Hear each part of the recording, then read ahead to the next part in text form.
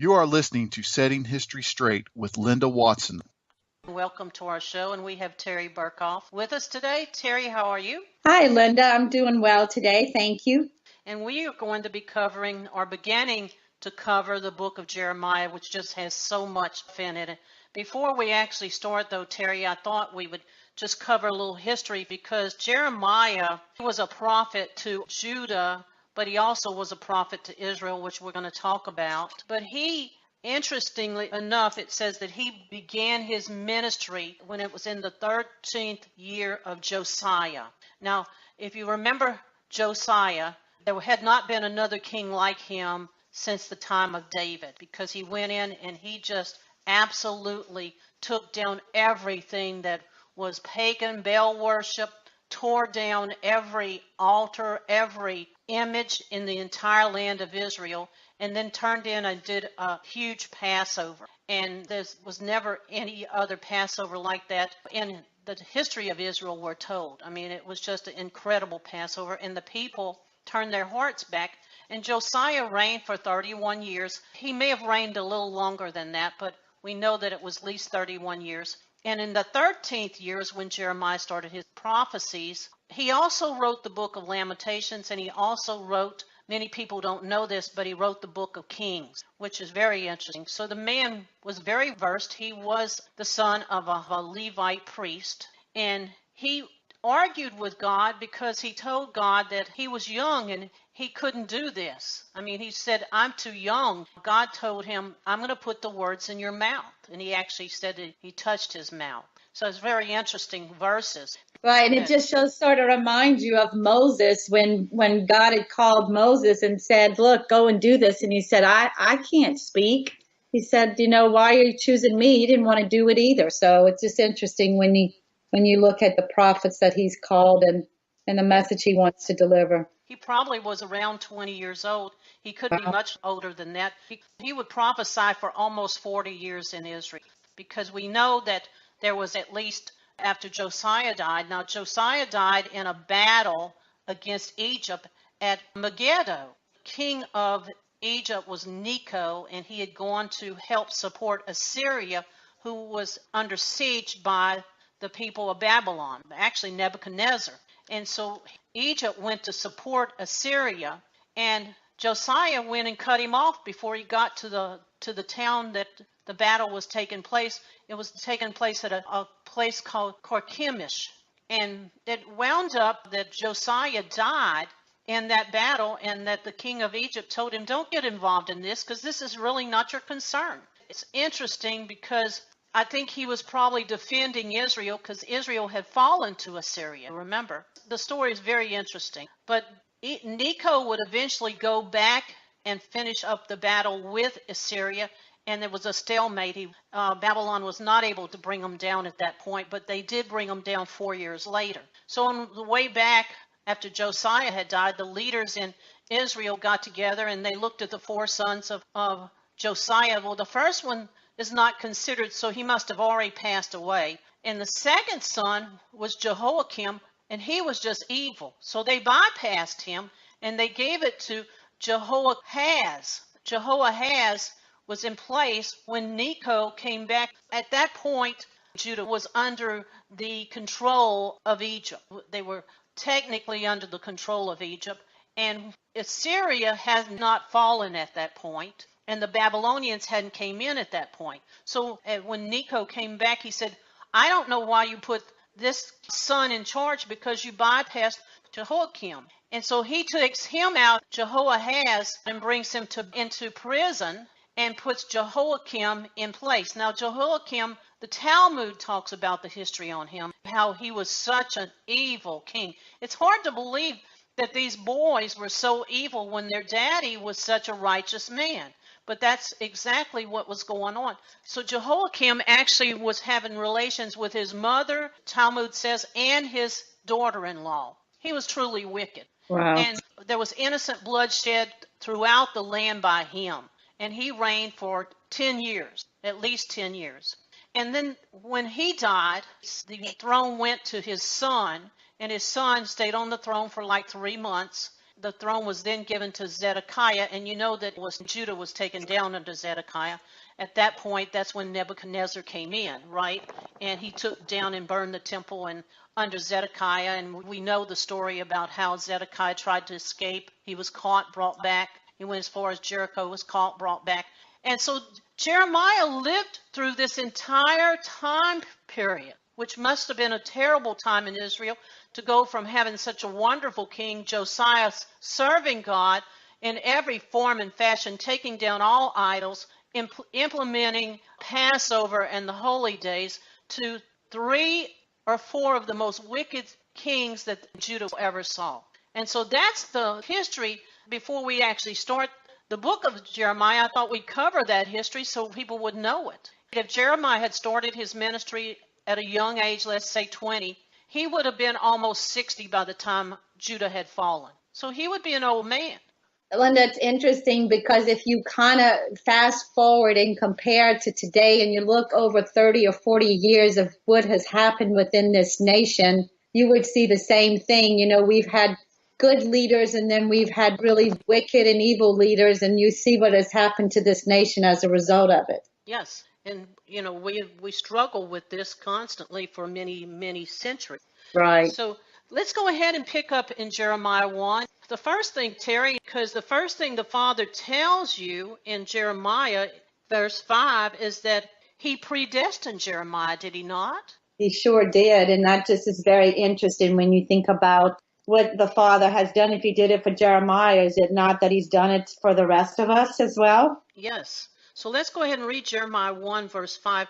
So Jeremiah 1, verse 5, Behold, before I formed thee in the belly, I knew thee. And before thou comest forth out of the womb, I sanctified thee, and I ordained thee as a prophet unto the nations. Now, very interesting, because he said, even before he was conceived, I knew him. Did everybody catch that? And that's so important today for what's going on with this whole abortion issue and this controversy, because all you have to do is go to the scripture and God reveals to you, the things that you need to know about this. Right. It's a good thing that you brought up the abortion issue, because he touches on that. That was some of the things that were going on in the land of Israel. If you look at Jeremiah 2:34. Also in thy skirts is found the blood of the souls of the poor innocents. I have not found it by secret search, but upon all these. Yes, so he's saying, in your skirts, I've found innocent blood. Now that is absolutely talking about abortion. Yes. And it's the poor innocent. In other words, it may have been many of the poor people that were aborting their children. But I think that's a very interesting verse, because that's very much like what's going on in this country also. We're going to prove now that he was actually writing not just for his time that he lived, but also writing for the time of the future. And so how do we know that? And that's the next question we want to cover. How do we know that this book applies to us? And there's much information here, because it tells you in Jeremiah 1, verse 15. And remember that Josiah lived and reigned from around 640 to 600 BC. That's the time frame he lived. Israel had fallen in 721. That was like over 100 years that Israel had already fallen. So Israel has already fallen. She's already gone into her place, which is above the Black Sea and around the Black Sea, right? So she had already gone into that area. Now, it's interesting because it's 100 years later, and Jeremiah writes this, For lo, I will call all the families of the kingdom of the north, said the Lord, and they shall come, and they shall set everyone on a throne at the entering of the gates of Jerusalem, and against all the walls and around about, and saying all the cities of Judah. Now, he's telling them there's going to be a war, but who is he talking to and telling that there's going to be a war? And that's in Jeremiah 2, verse 4. Hear you the words of the Lord, O house of Jacob, and all the families of the house of Israel. So he's putting a warning out, not just to Judah, because Judah was the only ones in the land at this point, because they didn't fall into 585 BC. So they were the only ones in the land because the Assyrians had taken control over the northern kingdom at the top, and they had taken out the people on the right side of the Jordan and brought them into captivity in the second wave. In the last wave, they took out more people from that area, but many of the people had already fled, and we find that in the book of Ezra, the second book of Ezra, chapter 13, talking about how the people of Israel at the top of the land of Israel had already fled out, and they went to the land of Assyria, which we believe was around the Black Sea, and most people will tell you that study history that it was around the Black Sea. So there was no Israelites in the top of the land of Israel at this time. So how is it that he's writing to the families of Israel, and he first tells you there's going to be a war with the king of the north? Then he's telling you, hear, O Israel, all the families of Jacob. So that's all of them. He wasn't just talking to Judah, was he not? No, he wasn't just talking to Judah, and I think he makes it very plain, and particularly, Linda, when you went through the history and you said that Israel had already gone into captivity. They weren't even around in the area they were talking about, so it has to be talking about a future time. It has to be talking about a future time. Now, I'm going to prove this, Terry. I'm going to go one more place, and that is in Jeremiah 30, and everybody just hold their finger where they are. Jeremiah 30 and verse 3. For lo, the day comes, said the Lord, that I will bring again the captivity of my people, Israel and Judah, said the Lord. I will cause them to return to the land that I gave to their fathers, and they shall possess it. So he's saying the second time that I will bring again the captivity of my people, Israel and Judah. He said it's going to happen a second time again. So there's no way, if you're reading this honestly, that you can come up with any other assumption. So Terry, can you read for us chapter 2, verse 7? Because it ties into exactly what we're talking about here. Sure. And I brought you into a plentiful country to eat the fruit thereof and the goodness thereof. But when ye entered, ye defiled my land and made my heritage an abomination. Right. So he said, I brought you into this pleasant land. So yeah, he's talking about the land of Canaan that they were in at that time, but it has a dual meaning. It's telling you that this prophecy is also for a different time, a future time, and that he brought them into a plentiful land too. And that's what has truly happened, to us. That is truly what has happened to, that we've been brought into this beautiful land and we've defiled it. Well, and Linda, I think it's one of the greatest abominations that has happened is that we don't know our history, and we've lost our identity, so that nobody can relate the scriptures to what's going on today and to the country that we live in today, and what our forefathers have done when they came into this land that was a wilderness. So it's probably one of the greatest deceptions and abominations that have happened, because people don't know who they are. And as a result, they don't know how to apply these scriptures. They don't understand the scriptures. They can't explain Jeremiah 30 that we just read. It's impossible to explain it. If you don't think there's a present day Israel that's alive, that the Israelites are alive and well, which is what the Father promised Jacob in Genesis 49, right? It says, in the last days, these are who you will be. And he starts explaining each one of these brothers and what their nation would be like. And it was nations. It had to be nations because he told them that he would scatter both Simeon and Levi. So if he's scattering Simeon and Levi within the tribes of Israel, then that means they are in the form of nations. They were scattered from the sense that they left the land of Israel and they went all over the world. That's true. But they stayed together as nations. But there is a scattering that's coming, and we will cover that. The scattering that's coming is at their next captivity, that he said that he's going to sift them like flour, actually. So Terry, if you can read verse 8 and 9, chapter 2, verse 8 and 9.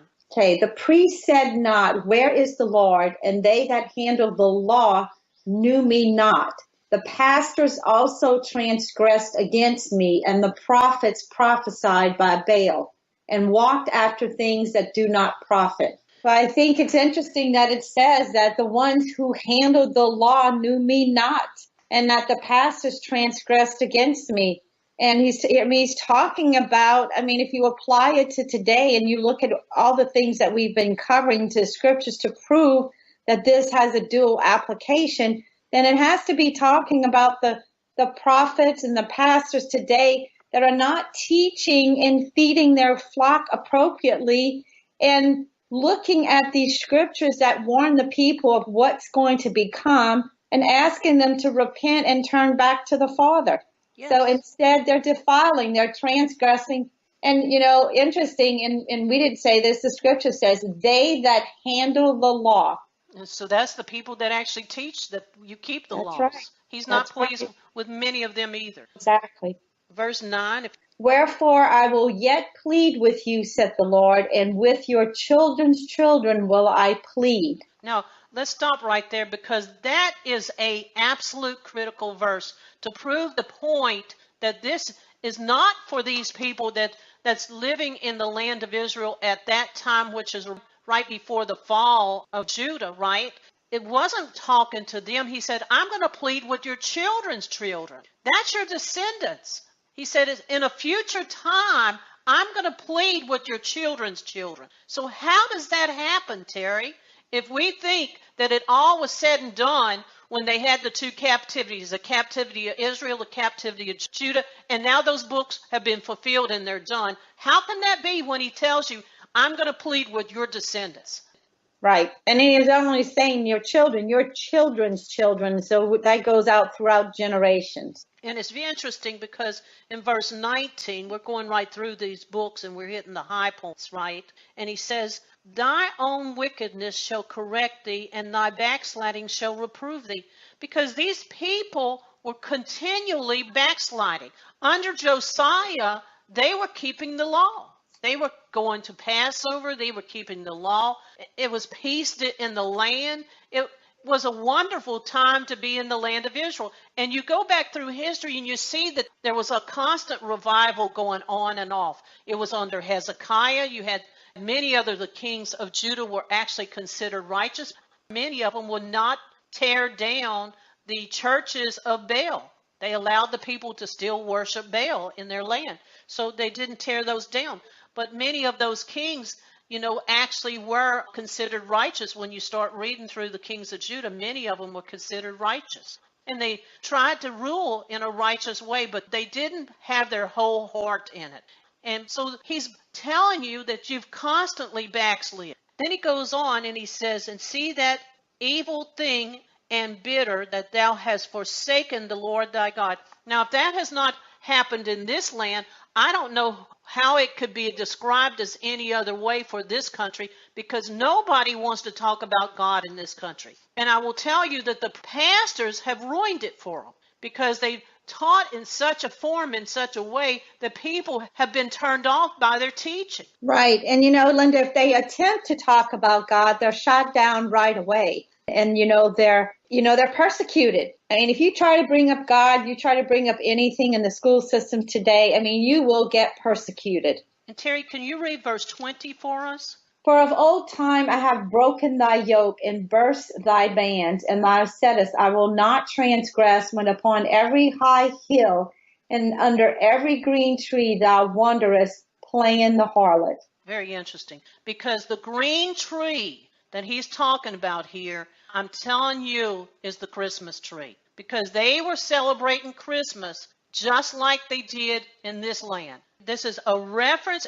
Every time it talks about you worship under every green tree, that is in reference to putting a Christmas tree up and keeping Christmas. And that's what he's saying right here. And it's referenced in the book of Jeremiah several places. And as we go through, we'll point that out as we hit some of those places. Because it's very interesting, because that's actually what he's referenced. So let's move and talk about Jeremiah, the first chapter, because I've laid a foundation to show you that this doesn't apply just to the people living at that time, but it also applies to a future time.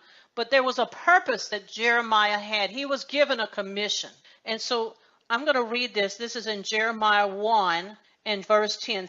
I have this day set thee over the nations and over the kingdoms, to root up, to pull down, to destroy, to throw down, to build, and to plant. So he was supposed to live during the time that Judah fell, which we know he did. History records that. He's recording that in this book, that he lived all the way to the time of Zedekiah. Then he took the princesses and went into Egypt, and then the history stops. But we know that that history didn't stop there. We know that that little princess was taken out of the land of Egypt. That's a story for another day.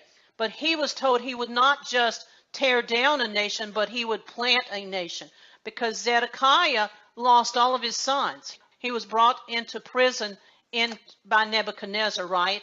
And his 3 sons were killed in front of him. So he had no more heirs to his throne. He had no more heirs. And so the only heir he could have had is with his daughters, and he had 2 daughters. Is that correct? What Jeremiah's job was, he's told that you're not just going to destroy when Judah falls, you're also going to plant a new kingdom. We will cover it another time. But interesting that he says that was not his only commission, and we're going to look at what his next commission was. So Terry, in chapter 3, in verse 12, can you read that for us? Sure. Go and proclaim these words toward the north, and say, Return thou backsliding Israel, said the Lord, and I will not cause my anger to fall upon you, for I am merciful, said the Lord, and I will not keep anger forever. Yes, so he's saying, you're going to destroy and you're going to plant a kingdom, but I also want you to proclaim a message to Israel in the north.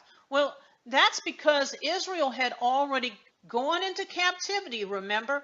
They had actually been taken out and brought to the land of Assyria, and they were living around the area that they called Gozan and Harbor. That was an area that was the west side of the land of Assyria, and they were a buffer country that was in between Assyria and the Uratus. The Uratus lived on the other side of Assyria, and they were a very violent war type community. And so they were put there as a buffer, but they were in the north. So they were in that area there, but many of them, according to Ezra, 2nd Ezra 13, they had gone above the Black Sea and were living above the Black Sea in the area we know today as the Ukraine, and they call themselves the Sake people. They didn't call themselves the Scythians, right? So he said, go proclaim a message to Israel in the north. So that's telling you right there, the prophecy was not just for Judah, it was also for Israel. Does everybody see that? Everybody see that verse? Now, Terry, I'm going to read the next verse, 13. Only acknowledge my iniquity that thou hast transgressed against the Lord thy God, and hast scattered the ways to the stranger under every green tree. There we go again, under every green tree, and has not obeyed my voice. So you've gone and done like the strangers, and you worshipped under every green tree, and you have forsaken God. And that's what he's telling them. And they were continuing their practices of Baal. Does everybody see that? And here's the interesting verse in 14. Turn, O backsliding children, said the Lord. I am married unto you, and I will take you 1 of a city and 2 of a family, and I will bring you into Zion. They never went into Zion, did they, Terry? No, they didn't. And that's what I was going to say about the previous verse. I mean, was Judah ever in the north? Judah was never in the north, were they? No, they weren't. So this definitely is referencing, it could have been referencing a few people that were left in at that time, but it was primarily referencing those people that had moved out and had moved above the Black Sea. That was who the focus was. He was warning them, and he's telling them, he said, I'm going to bring the people into Zion. Well, Zion here is representing the millennium, because they never went back to Zion. They never went back to the old land of Israel, except for the tribe of Judah. They would go back under Ezra and Nehemiah, right? But they didn't go back. So this is a future reference for them going into the millennium, because it's talking about, I will take 1 of you from a city and 2 of you from a family. So that's a promise that at least 2 people from every family is going to be saved out of the land of Israel, and at least one from every city. So every town in the United States, and every town in every one of the Christian nations, there's going to be at least one person saved and 2 from every family. That's a promise. Terry? Yes, I mean, I think that gives us a lot of hope there. And things that we had read in the future is that it's a promise that he's given to us. And so we know that when he promises, we know he will fulfill it. I was just going to say, I think the next verse is very interesting as well, Linda, in 3:15, where it says, and I will give you pastors according to my heart, which shall feed you with knowledge and understanding. And this goes back to the previous verse that we had read about the pastors not feeding the people, not giving them knowledge, not teaching them, the ones who had the law and were not feeding and teaching the people and warning them about what was to come. Right, exactly. In verse 16, it will come to pass. In other words, in the future, he's telling you, in the future, when you have multiplied and increased in the land, in those days, said the Lord, they shall say no more the ark of the covenant of the Lord, neither shall they come to mind, neither shall they remember it. In other words, that has a double meaning right there, because the ark represents your heart and how you serve God with your heart. You serve Yahweh with your heart. And so that's part of that meaning, but the other piece of that meaning is they have nothing to do with the sacrificial system. It doesn't even come to mind talking about the temple. These people will never think about the temple. And it's such a shame because there's such significance to everything that was in the temple and everything that was done around it and what it represented. And it's just a shame that we don't have people who want to teach those things today. Okay, so moving on here. And so we're going now to chapter 4. We're going to move on to chapter 4. And he talks about, again, how Israel was backsliding. And I'm just going to take a second here, Terry, and read in 2 Chronicles. I want to read chapter 31. And this was during the time of Hezekiah. 2 Chronicles 31 and start in verse 1. Now, this is how faithful they were under Hezekiah. And he said, now when all of this was finished, that means Passover, all of Israel that was present went out to the cities of Judah and broke down all the images in pieces and cut down all the groves and threw down all the high places and all the altars in all of Judah and Benjamin and Ephraim and also in Manasseh. And they had utterly destroyed all of them. And then all the children of Israel returned, and every man to his possession. Do you see what it's telling you here? That there were times that they were really very fervent. They kept Passover, and after they came back from Passover with Hezekiah, they went in and they went down the streets and they tore out all the altars and all the statues and everything that was pertaining to an image that was destroyed and thrown in the streets. And I think that's incredible that people think, well, Israel never obeyed God. Well, yes, they did. There were times that they actually did, but they have had a history of constant backsliding. Right. So going back to Jeremiah chapter 4, if thou wilt return, O Israel, said the Lord, and return to me, and if thou wilt put away thy abominations out of my sight, then shall they not be removed. So if you would just take out the abominations and make a few changes, I won't remove you from your land. I'm not going to remove you from your land. Verse 4, and circumcise yourself to the Lord and take away the foreskin of your heart, you men of Judah. In other words, turn your heart back to me and the inhabitants of Jerusalem. So you see here that he's pleading with them at this point to turn their hearts back, Now, I think there's also a scripture in Amos that talks about that. If you'll go back to the paths, the ancient paths and worship me. So he talks about that. And, many of us think that there's no hope for man, but there is. If we would just turn back, he would have mercy upon us, and then he would forgive us, and then our blessings would come back again.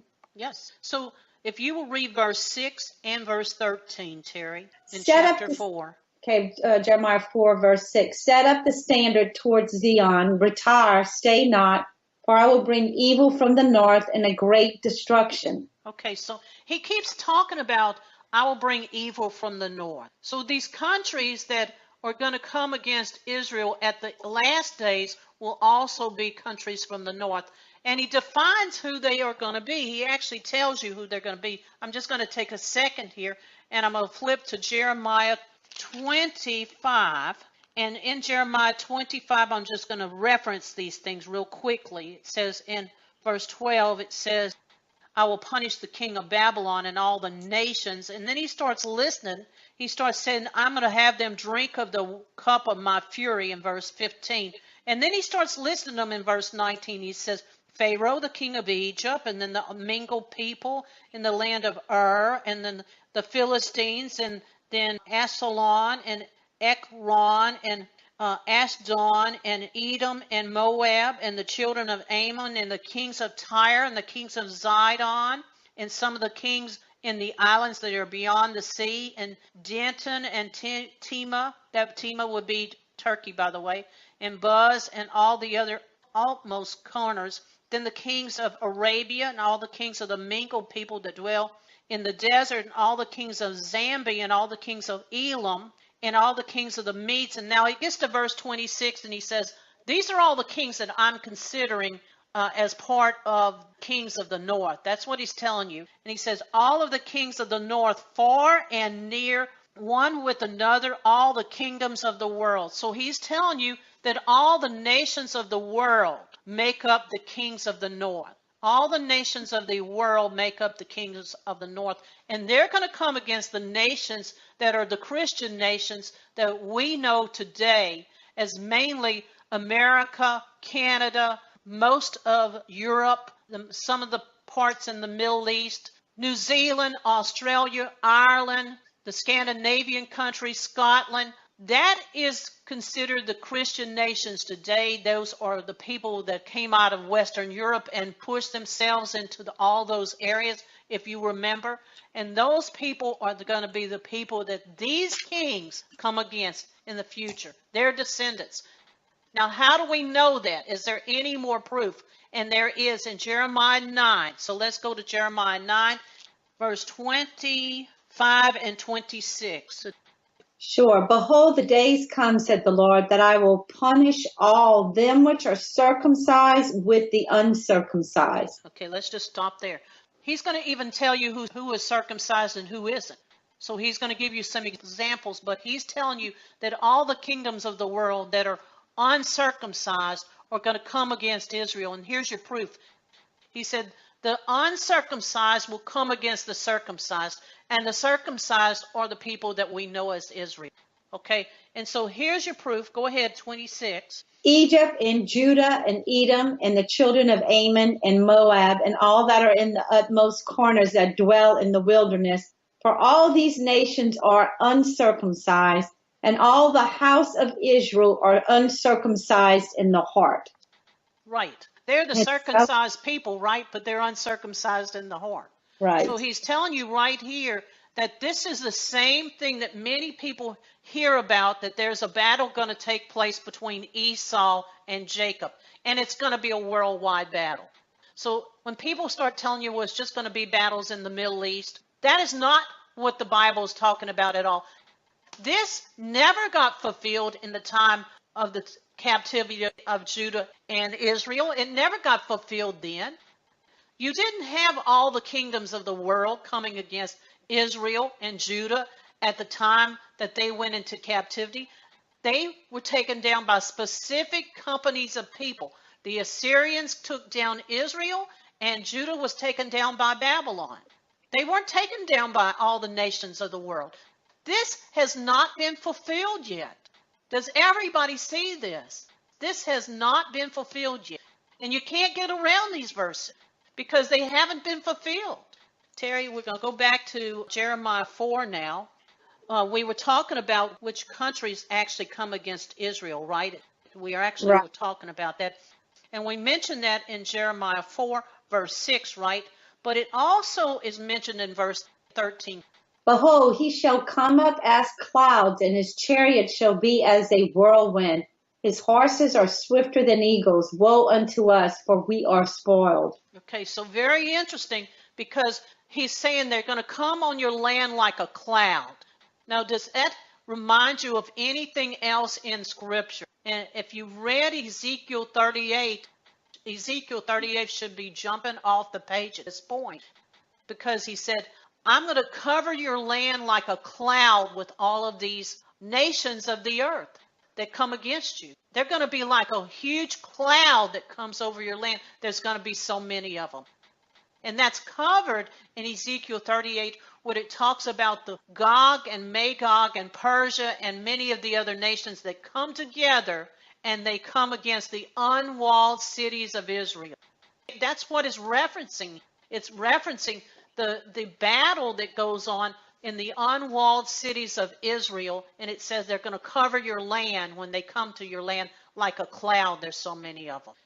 Now we're going to switch gears a little here. In verse 16, I'm going to read this. Make you mention to the nations, behold, publish again Jerusalem, that watchers come from a far country and give out their voice against the cities of Judah. The watchers, obviously, and I know that there's other scriptures that go back and refer to them and define who they are, but the watchers really are the people, the called out ones, the first fruits of today. Yes. Yes, they come from a far country, so that has nothing to do with the Middle East. The Middle East was never called a far country, so it's interesting that it uses the watchers from a far country. And now I'm going to read this. Now this is proving again that it's talking to our country, that we are a far country. Australia is a far country. They're calling them far countries because they're further away from the land of Israel in the Middle East. And so it's telling you, even in Matthew 21, the Father will leave that land. He will leave and he will go to a far country. Does everybody remember that in Matthew 21, that it says the Father, who is the husbandman, who tends the vineyard, will leave and go to a far country? That's in Matthew 21, and if you start reading in verse 33, it said, behold, another parable. There came a certain householder which planted a vineyard, and he hedged around it, and he dug it, and a wine press in it, and he built a tower. Power is us, by the way. And he lent it out to a husbandman and went into a far country. There you go. So he's built this vineyard, and he says he built this vineyard, and he lent it out to a husbandman that went into a far country. So it can't be anybody else but these nations like America, like Canada, like New Zealand, Australia, and many others. That he went into a far country means he left the land of Israel. And so that's referencing the Christian nations of today. We don't think they're in the Bible, but they're everywhere. Are they not, Terry? Yeah, I mean, we've just referenced a few places where we saw it, but it's, it's interesting. We say 3/4 of the Bible is all about the country of Israel, and it's not, in 3/4 of it is not talking about the Middle East either. So I'm going to read. We're back to Jeremiah 4, and I'm going to read verse 31. For I've heard the voice as a woman in travail. That's what's going on in our land now. We are a woman in travail. We are under judgment right now because the stuff that's going on in this country, it's just every day it gets worse. And the anguish as her that brings forth her first child. Now it's really going to come to a head when this nation is taken down, and it will. Rest assured it's going to be taken down. And it says, the voice of the daughter of Zion. Daughter means descendants, not the people that he was addressing right there, but their descendants, the people that are their descendants, their children, their children's children, as right. They mentioned earlier, right? And that she bewails herself and spreads her hands, saying, woe is me now, for my soul is weary because of the murders. It's going to be a slaughter that goes on in this country, and that's what it's referencing. It's already going on in many of the big cities, especially, right? Yes, but it is. It's talking about the daughter of Zion. Who is this daughter of Zion they're talking about? These are Christian nations. That's your descendants. This is absolutely talking to our people, but we don't read and see the symbolism. Terry? Well, and Linda, at the end of it, it says, my soul is wearied because of murderers. And you don't have to look any further until looking in Chicago to know it's that they have the most murders that occur in that city out of any other big city. These are the things, you look here in the Bible and it describes exactly what's going on today in our country. Okay, so we're going to flip ahead to Jeremiah 6, and we want to go to Jeremiah 6, verse 11. Therefore, I am full of the fury of the Lord. I am weary with holding in. I will pour it out upon the children abroad and upon the assembly of young men together. For even the husband with the wife shall be taken, the aged with him that is full of days. Okay, so he said he's going to pour his fury out on the children that are abroad. Now, if you look up that word abroad, it means abroad. It means crossing an ocean. So does everybody see that he's saying everything except putting our names in here? He said the children abroad are the ones I'm going to punish. Does everybody see that? Because it's so unbelievably significant. Now, in that same chapter, I want to read verse 23. And they shall lay hands on a bow and a spear. They are cruel. They're talking about these nations from the north. If you look in verse 22. And they have no mercy, and their voices roar like that of a sea. And they ride upon their horses, and they set array the men of war against my daughter of Zion. They're coming against the daughter. That's the descendants. Zion is just another name for Israel. Okay, so he says, they're coming against my daughter, my descendants of Israel, that we've just been told in this same chapter that are abroad. Does everybody see that? You can't possibly read these verses and not understand that it's not talking. He is hammering it home in every way that he knows how to do it. There's your verse, Terry, that you love. Can you read chapter 6 of Jeremiah, verse 16? 6, verse 16. Thus saith the Lord, stand ye in the ways and see and ask for the old paths where is the good way, and walk therein, and ye shall find rest for your souls. But they said, we will not walk therein. And, Linda, just this talks about, he's telling us to return to the ancient paths, return to the laws that were originally given to us, the covenant that was established with Israel, return to it. But because we don't know who we are, because we've forgotten our identity and we don't know who this nation is, people say, well, the law's done away with. You don't have to follow that anymore. And then we don't recognize when he's talking to us about the scripture who we really are. And he's telling us, go ahead and walk in those ways. Yes. So, and here he hits again in verse 26 in that same chapter, chapter 6. He said, O daughter of my people. Oh, descendants of my people. I'm talking to your descendants, your children. Like he said, your children's children is who I'm talking to here. I'm going to plead with them.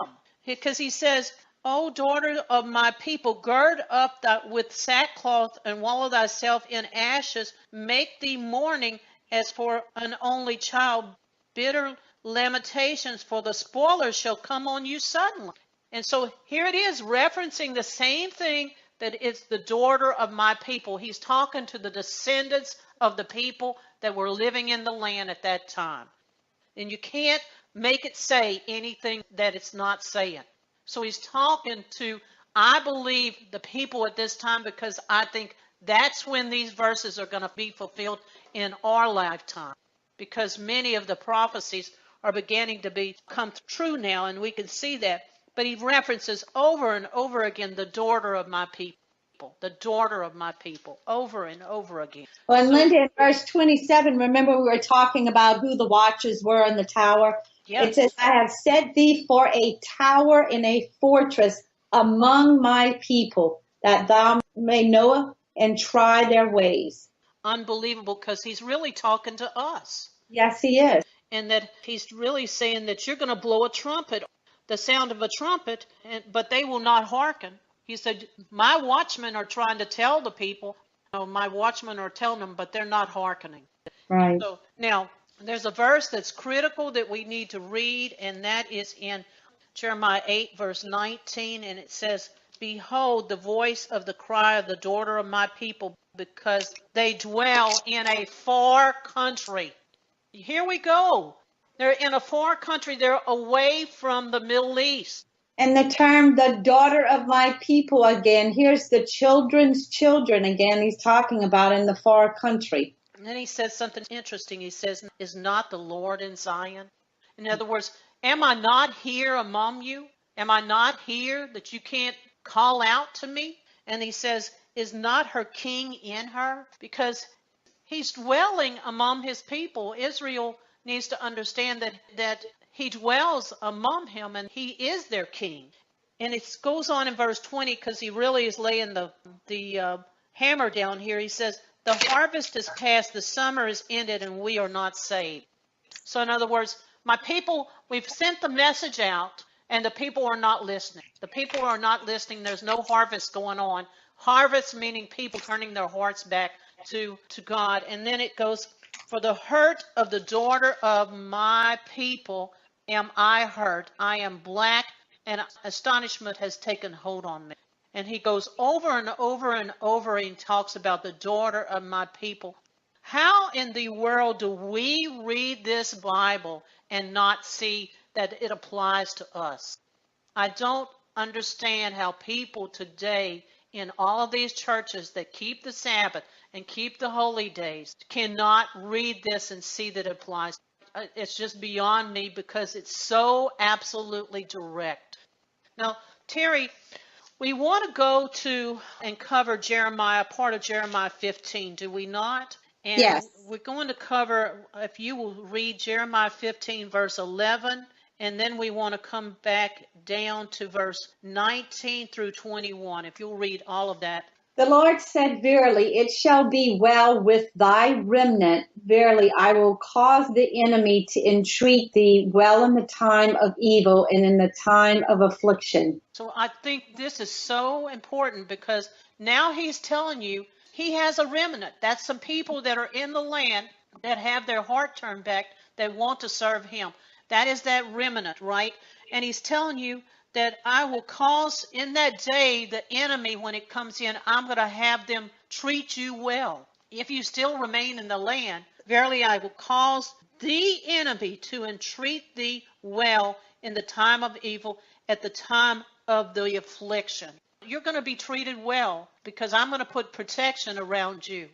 You are following and practicing. He's going to put protection around you during this time. So Terry, we're going to come from verse, 19 down to 21? Sure. Therefore, thus saith the Lord, if thou return, then will I bring thee again, and thou shalt stand before me. And if thou take forth the precious from the vial, thou shalt be as my mouth. Let them return unto thee, but return not thou unto them. Right. So he's saying that you're going to be like a precious thing in a vial. And that's what he's comparing you to. He said, if you will return back to me, you're going to be like this precious thing in a vial. You know, some people buy these really expensive perfumes and they come in these little glass bottles, right? And they cost $40, $50 an ounce or something. And so that's what he's comparing us to, that we're this precious little thing in a vial. Goes on and he says, if thou shalt be as my mouth, and you will let them that return unto me return not unto them, he says. So he says that you're going to be like my mouthpiece. On my behalf, right. Yes. So very interesting. So go ahead in verse 20 and 21. And I will make thee unto this people a fenced brazen wall, and they shall fight against thee, but they shall not prevail against thee. For I am with thee to save thee and to deliver thee, saith the Lord. Interesting, Linda, that it says, I will make thee unto this people a fenced brazen wall. Well, Israel already has a wall, but we don't have one. But what are we talking about building in this country right now? A wall. A wall. And he says, but I am with you. He's trying to tell you that even in this time, he's going to be with us and he's going to save us. And I'm going to deliver you. So I'm going to save you. I'm going to deliver you. Because if you're following my way and you're my remnant, I'm going to deliver you and I'm going to save you. That doesn't mean you're not going to get a scant nose. It's going to save your life. And he's going to deliver you out of it. And it's going to be a 3.5-year period, we're told. All right, go on, 21. And I will deliver thee out of the hand of the wicked, and I will redeem thee out of the hand of the terrible. And this is just what you were talking about, Linda. He's going to save his people. He's going to protect them. He's going to deliver you out of the hands of the wicked and also the people, the terrible people that are going to come upon this country. So I think that's wonderful promises that he's given to us, that if we will follow him, he's going to save us. And we're going to be redeemed out of the hand of these people that have taken us. And he said, even the most terrible. So interesting stuff. I think, Linda, just to know that the final thought to this is there is hope, and we are the watchmen, and we have a job that we have been given to do. If people are not listening now, there will be a time where they will listen. Yes. So with that, Terry, we're going to close, and we're going to say blessings to all. Thank you very much for coming on with us. And we're going to close. Blessings to all. Good night. Good night.